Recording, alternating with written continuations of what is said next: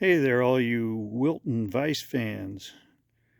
I've been looking for a vise to put on one of my benches in my shop here, and I found this one in a barn, and I offered them $10 for it, and I thought I was making a great deal, which I still think it's a pretty good deal. It's a Model 645. Over here you can see on the side of it. And when I started mounting it up, I had to turn it over. I was going to take the base off so that I could mount it up, and let me show you what I found. So here's the bottom side of it, and you can see that mine does have the center pin, and I've read there's a lot of folks that have found these vices without the center pin, and they're hard to find if you can find them at all. But mine doesn't have the lockdown jaws or the proper bolt in place. It's got the top side, but it doesn't have the bolt. So now I'm in a quandary as to what I'm going to do to fix it. I'm too cheap to go buy another bolt for $35, so I'm going to see if I can pull some parts together. So here's the bolt that was in there. Looks like somebody has just ground off the sides of it so that it would fit in the track underneath there. It's a piece of 1/2 inch. So here, a piece of 1/2 inch all thread. I think what I'm going to do is I'm going to lock this nut down on here. I'm going to put this washer on to become the lockdown clamp. And then I'm going to work this square nut down on it. But I'm going to have to cut the edges off a couple of these sides of this square nut to fit down in that groove in here. These are going to have to, this is going to have to go in the groove, and that's going to be my groove guide. And this nut with this washer, when I put those together,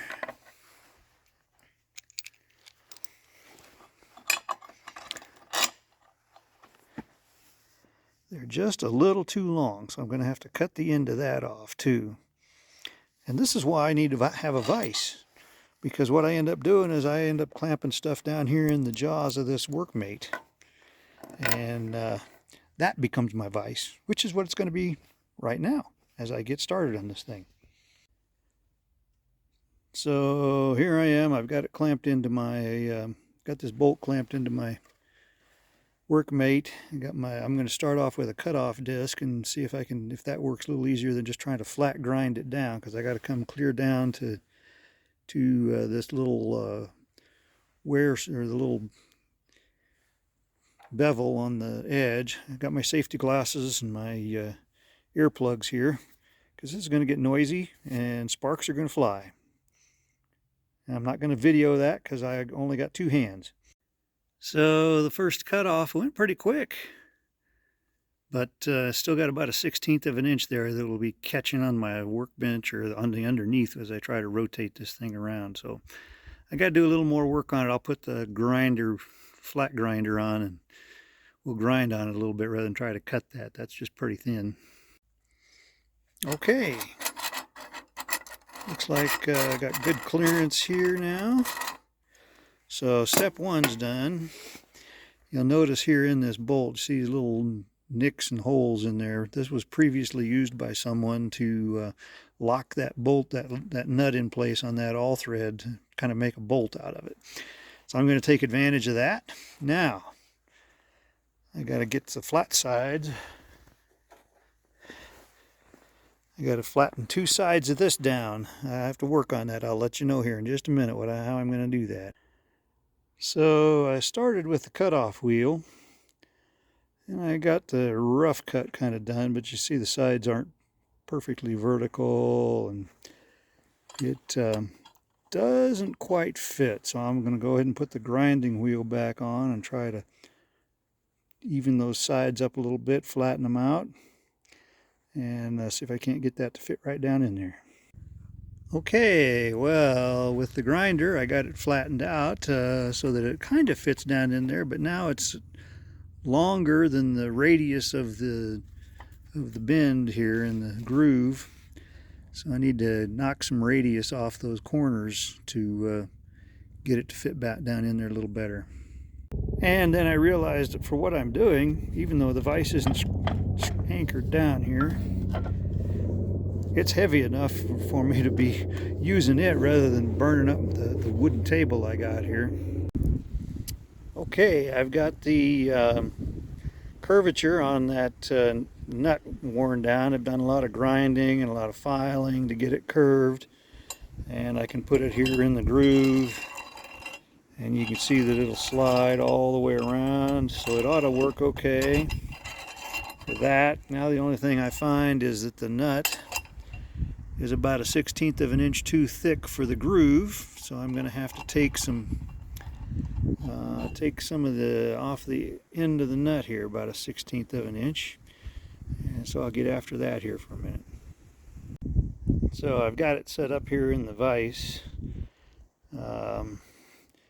and I'm going to start working on with the grinder, but I'm leaving the threads through here so that when I cut it off I can use the nut then to clean the threads up on both the nut and the all thread. So along with filing off the edges of my nut that's going to be part of my new carriage bolt, I've also taken a little grinding wheel with my Dremel tool and polished up the insides, taken off a lot of the rust and the rough spots of the casting of this groove that carriage bolt's going to follow.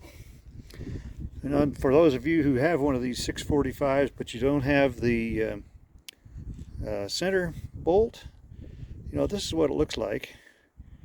And if you don't have the bolt, it would be easy enough to make a new one by taking this looks like it's about a 3/8 inch thread and putting a bolt and putting a sleeve over it so that you tighten it down on that sleeve and it doesn't tighten the head down on the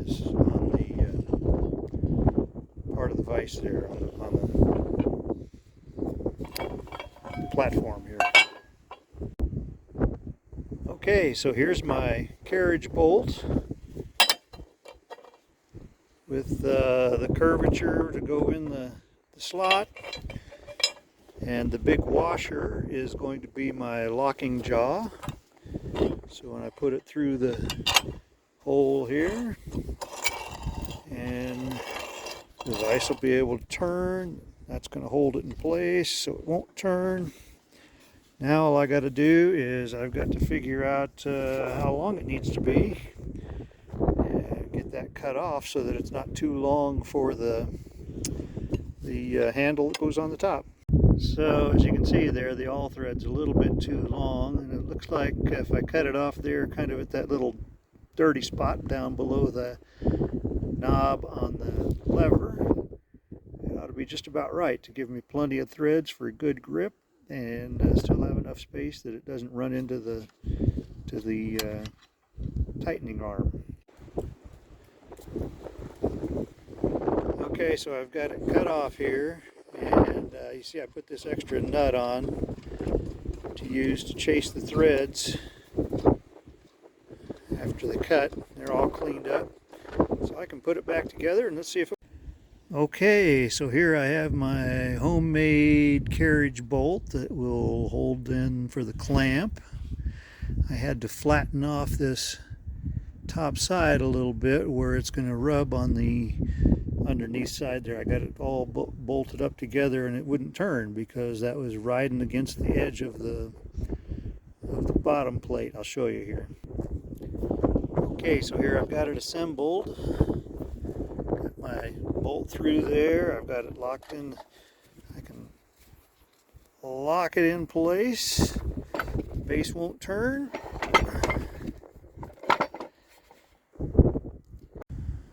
Okay, so I've got my Wilton 645 put back together. You can see I had to grind off the edge of my washer here. It doesn't want to focus. so that it wouldn't rub on this outside edge of the bottom plate casting. It got kind of rough when I did that, but it's holding it in place now, and if I loosen it up, I can freely turn it. So all I got to do now is take it back apart and go over there and mount that base on my workbench, and I'll have a little vise, well, actually a pretty good sized vise for me to use over there when I need a vise. And let me know if you got some other ideas in your comments, but that was my quick and easy way to make my own hold down clamping bolt in there. And gosh, I think it's going to work all right. Thanks for watching.